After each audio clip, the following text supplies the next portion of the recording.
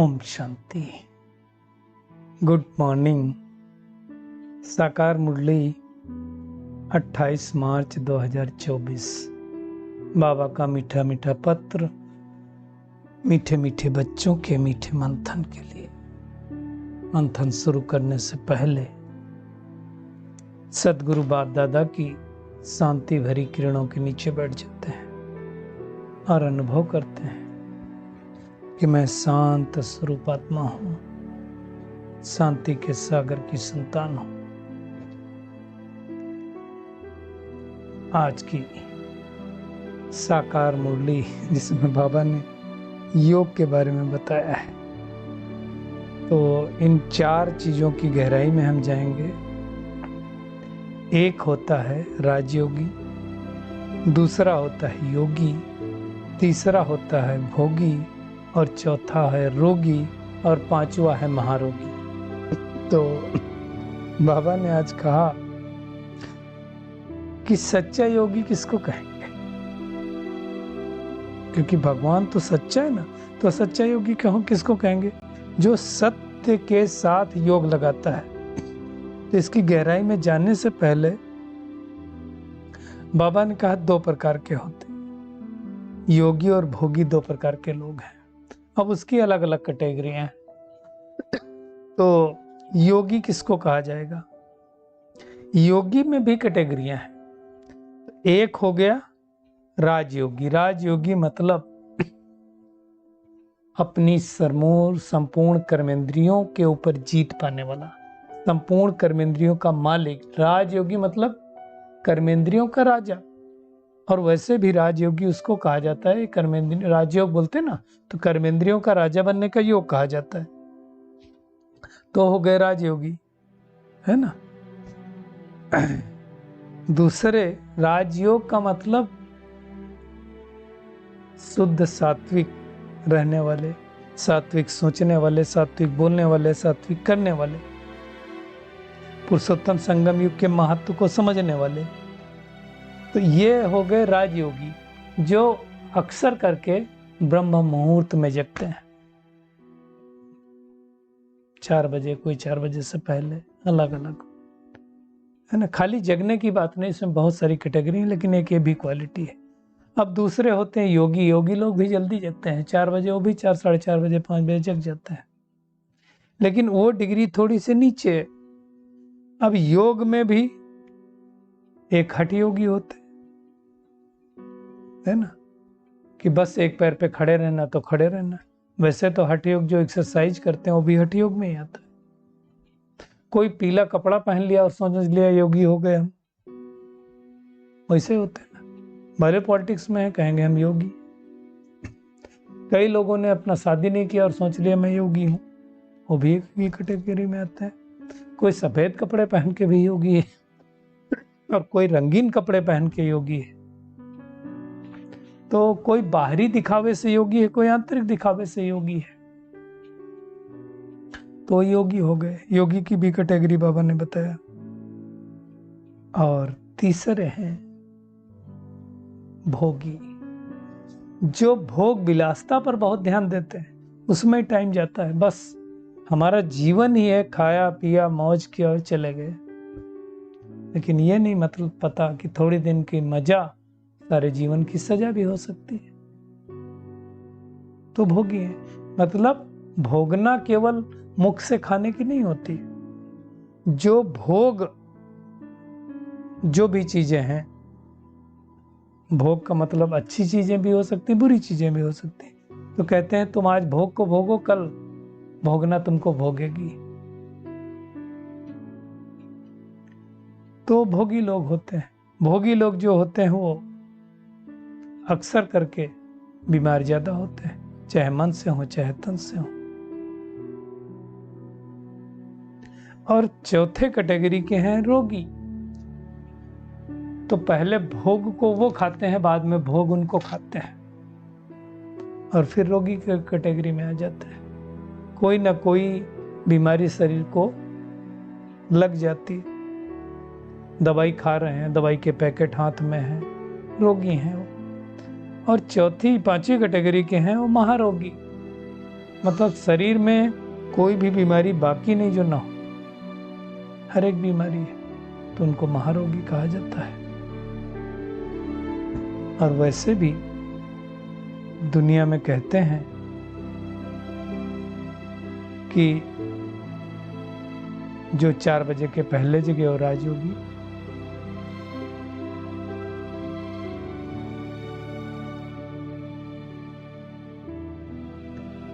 जो 4 बजे के बाद जगे, 5 बजे जगे वो योगी, 6 बजे जगे वो भोगी, 6 बजे के बाद जगे रोगी, और 7-8 बजे जगे वो महारोगी। तो अलग अलग कैटेगरीज है। हम कौन सी कैटेगरी हैं? वो तो एक कैटेगरी बता दिया, जगने से ही नहीं होता, बहुत सारी चीजें होती हैं। हम कौन हैं? योगी, राजयोगी, भोगी, रोगी, महारोगी, कौन है?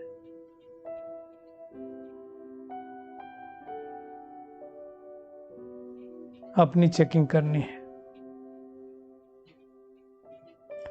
तो ये बाबा ने अलग अलग कैटेगरियां बताई हैं, है ना। अब बाबा कहता है कि तुम एक चीज का याद रखो। क्या याद रखो?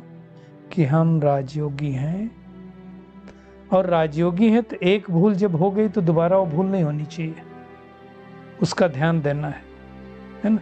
इसलिए बाबा ने कहा, मीठे बच्चे भूले मत करो। यहां तुम नर से नारायण बनने के लिए आए हो, तो क्या करो? दैवी गुण धारण करो, किसी को दुख मत दो। भूले करते हैं तो मतलब दुख देते हैं ना, और भगवान कभी किसी को दुख नहीं देता है, वो डायरेक्शन देता है। क्या डायरेक्शन देता है? बच्चे मुझे याद करो।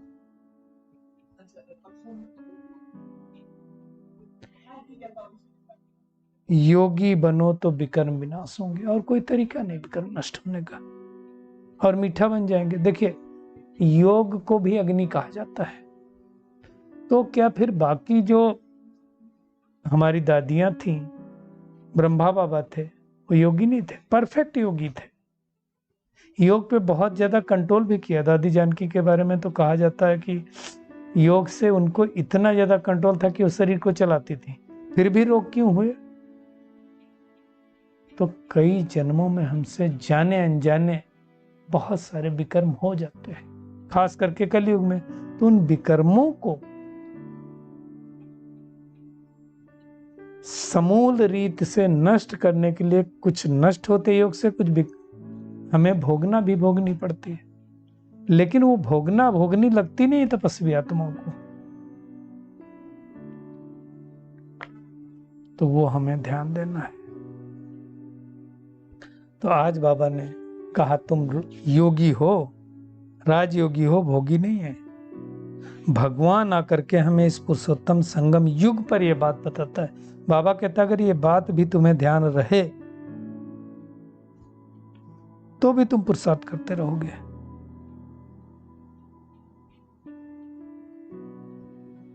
तो बाबा ये समझाता है कि मैं ब्रह्मा के अंतिम जन्म में आकर के प्रवेश करता हूं, इतना क्लियर समझाता है, और फिर आज करके तुमको राजयोग की शिक्षा देता हूं। अगर युग हमें याद रहे, और ये याद रहे कि नई दुनिया बदल रही है, तो हम दैवी गुण धारण करने का पुरुषार्थ करेंगे। इसलिए बाबा कहता, संगम युग को भूलो मत। ये भूलने से क्या होगा? तुम सारा ज्ञान भूल जाएंगे। अब पुरानी दुनिया बदल करके नई होनी ही होनी है। बाबा आया ही है पुरानी दुनिया को बदल करके नई दुनिया बनाने के लिए, रावण पर विजय दिलाने के लिए, राम राज की शुरुआत करने के लिए। अगर राम राज्य में चलना तो क्या करना पड़ेगा? हमें दैवी गुण धारण करने पड़ेंगे। तो अब चेकिंग करनी मुझे, मैं आत्मा क्या दैवी गुण धारण कर रही हूँ? मैं आत्मा कितनी सुधरी हुई हूँ? अनसुधरी तो नहीं हूँ। देखिए, बाबा तो बीज रूप है, झाड़ तो बहुत बड़ा बड़ा है। तो जो बीज रूप है, उस बीज को जानना है हमें। बीज से ही तो सारे चीजें निकली हैं। अब दुनिया में भी देखो, बीज में ही तो सारा पेड़ का राज छिपा होता है, लेकिन वो जड़ बीज है, ये चैतन्य है, सच्चित आनंद स्वरूप है, मनुष्य सृष्टि का बीज रूप है, और उससे सृष्टि रूपी कितना बड़ा झाड़ निकलता, सोचो आज 800 करोड़ आत्माएं हैं। ये नॉलेज परमात्मा के सिवाय कोई दे नहीं सकता है। तो बाबा कहता है तुम बताओ तुम्हारी बुद्धि हद से निकल के बेहद की हुई कि नहीं हुई, चेकिंग करो। अगर बेहद की हुई है तो बेहद के बारे में सोचना है। बाबा कहता है तुम्हें अब डबल अहिंसक बनना है। दुनिया में वैसे भी अहिंसक देवताओं को ही कहा जाता है जो सतयुग में होते हैं। तो भगवान आकर के हमारी इसी समय सारी मनोकामनाएं पूर्ण करता है। अब हमें क्या करना है, उसके बताए गए रास्ते पर चल लेना है। आज फिर से बाबा ने कहा कि बॉम्बे पहले नहीं थी, फिर नहीं होगी। देवी देवताएं सागर के खारे पानी के किनारे नहीं रहते हैं, मीठी नदियों के किनारे रहते हैं। आज भी बाबा ने याद किया, कल भी कहा था। मीठी नदी मतलब जल मीठा होगा, कोई खारा नहीं होगा। दिखाते ना कि ये जो द्वारिका के आसपास का जल खारा हो गया, तो मतलब द्वारिका तो थी नहीं ना पहले। कहते हैं द्वारिका अंदर चली गई समुद्र के, फिर बाहर आ गए। ऐसा नहीं हो सकता कि कोई चीज अंदर डूब जाए और फिर से निकल आए, बचेंगे नहीं ना मकान। तो ये सब समझने की बात है। बाबा कहता है देखो मैं आकर के अब इस धर्म की स्थापना कर रहा हूँ। कौन से? आदि सनातन देवी देवता धर्म की। तो उसमें देखो मेन धर्म तो है ही नहीं, बाकी सारे धर्म है। जैसे बाबा ने मिसाल दिया बड़ का वृक्ष में आप देखो उसकी जड़ें नहीं होती, वो धीरे धीरे खो जाता पूरा, और साइड से जो उसकी तने होते हैं वहां से जड़ें निकलती हैं और वो फिर भी हरा भरा रहता है। तो बाबा कहता है बाकी 3 धर्म चल रहे हैं, इस्लाम, बौद्ध, क्रिश्चियन, वो हैं, लेकिन मेन धर्म नहीं। तो बाबा कहता है हम 3 धर्म स्थापन करते हैं। कौन कौन से? ब्राह्मण, देवता और क्षत्रिय। बाकी धर्म तो धर्म पिताएं आकर के स्थापित करते हैं। तो अब भगवान कहता है अगर तुम्हें देवता बनना है तो इन विकारों को छोड़ना पड़ेगा। बगैर विकारों को छोड़े हुए हम देवता नहीं बन सकते, तो मेहनत करनी है। बाबा कहता है तुमको अब रॉन्ग बातें सुनना पसंद नहीं आना चाहिए। चेक करें अपनी अपनी हम सब कि हमको कोई रॉन्ग बातें, कोई गलत बातें सुनाता है तो हमें कानों में अच्छा तो नहीं लगता, कान रस तो नहीं लगता। मनुष्यों के कान तो रॉन्ग बातें ही सुनने पे ही रहे हुए हैं, उनको गलत चीजें ही अच्छी लगती हैं, हमें ऐसा तो नहीं लगता है। भगवान ने कहा ना हियर नो इविल, हमें बुरी बातें सुननी नहीं, तो सुनने में मजा तो नहीं आ रहा है हमें, वो चेक करना है। अगर मजा आ रहा है तो अभी भी वैराग्य नहीं हुआ हमको पुरानी बातों से, तो वो पक्का करना है। और उसके लिए बाबा बार बार कहता है अपने को आत्मा समझो, दूसरे को भी आत्मा समझो, ये दृष्टि पक्की करो और आत्मा समझ के मुझे याद करो, तो तुमको सुख, शांति, पवित्रता सब कुछ मिल जाएगी।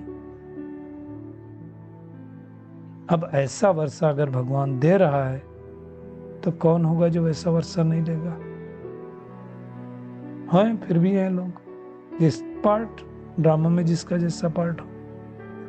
ब्रह्मा बाबा भी कितना प्यार से शिव बाबा को याद करते थे, बाबा आप कितने मीठे हो, हमें कल्प कल्प इतना ऊंचा बनाते हो, फिर हम आधा कल्प ना आपको जानेंगे न याद करेंगे। इसलिए बाबा देवताओं को रायल बुद्ध बोलता है। क्यों? आत्माभिमानी तो है, परमात्मा को जानते नहीं, सृष्टि के आदि मध्य अंत को जानते नहीं। तो बाबा कहता है तुम क्या करो, मुझे याद करो, दैवी गुण धारण करो, खान पान की संभाल करो, भूलें अब मत करना। भूल करते रहेंगे तो हम सुधरेंगे कब? किसी को दुख मत दो, ये 3-4 बातें अगर हम याद रखेंगे तो बेड़ा पार हो जाएगा। बाबा कहता है बहुत मीठा बनो, तो ये सारी बातें आ जाएंगी तो हमारा कल्याण हो जाएगा। फिर आधा कल तो वहां कोई झगड़ा होगा नहीं। अगर हाईएस्ट पावर चाहिए तो बाबा ने कहा आत्मा समझ के मुझे याद करो। दुनिया में कोई गुस्सा करता है तो सबको अशांत कर देता है, बाबा कहता है तुमको शांति में रहना है। जितना जितना योग बल में रहेंगे सारा किचड़ा नष्ट होता जाएगा, कट निकलती जाएगी। बाबा कहता क्या तुम भूल गए हो 5000 वर्ष पहले भी तुम्हारा कीचड़ा साफ किया था, फिर से साफ करने आए हो। बाबा ने आज ये भी कहा, तुमको भ्रष्टाचार और शिष्टाचार, सच और झूठ का फर्क पता चला है। दुनिया में किसी को पता नहीं है, तो क्या करना है? संपूर्ण शिष्टाचारी बनना है। तो आज का होमवर्क क्या है? एक तो यही है कि हम राजयोगी हैं, हम रोगी भोगी नहीं हैं। तो हमें ध्यान रख करके पुरुषार्थ करना है ना। याद की यात्रा से अंदर का कीचड़ा निकाल देना है, अपने स्वधर्म में स्थिर रहना है, अशांति नहीं फैलानी है। भगवान जो राइट बातें सुनाता है वही सुननी, रॉन्ग बातें न सुनना है न सुनाना है ना। सदैव ध्यान रहे कि हम पुरुषोत्तम बन रहे हैं। आज का बाबा का वरदान है, आत्मिक शक्ति के आधार पर तन की शक्ति का अनुभव करने वाले सदा स्वस्थ भव। जितना जितना हम आत्म स्वरूप में होंगे ना, उतना तन की शक्ति का अनुभव करेंगे। बाबा कहता है इस अलौकिक जीवन में आत्मा और प्रकृति दोनों की तंदुरुस्ती की तो आवश्यकता है। आत्मा भी तंदुरुस्त चाहिए, शरीर भी चाहिए। आत्मा स्वस्थ है तो तन का हिसाब किताब और तन का रोग सूली से कांटा बनने के कारण, स्वस्थिति के कारण स्वस्थ अनुभव कर सकते हैं। जो बताया ना दादी जानकी को, अगर स्थिति हमारी ठीक है तो तन का रोग कम अनुभव होगा, अगर स्थिति नहीं ठीक है तो ज्यादा अनुभव होगा। बाबा ने कहा उनके मुख पर, चेहरे पर बीमारी के कष्ट के चिन्ह नहीं दिखाई देते हैं। किसकी? जिसकी आत्मिक स्थिति अच्छी होगी। और जिसकी अच्छी नहीं होगी तो क्या करेगा? कर्म भोग के बदले, सॉरी, कर्म योग के बदले कर्म भोग का ही वर्णन करता रहेगा। जिसकी स्थिति अच्छी नहीं होगी, और जिसकी अच्छी होगी तो कर्म योग की स्थिति का वर्णन करेगा। तो जो ऐसी आत्माएं होती है खुद भी संतुष्ट रहते हैं और दूसरों को भी संतुष्ट करते हैं। स्लोगन है, दिल से तन से आपसी प्यार से सेवा करो तो सफलता निश्चित मिलेगी। शुक्रिया मीठे प्यारे बाप दादा, शुक्रिया आप सभी का इस मीठे मंथन के लिए। अच्छा, ओम शांति।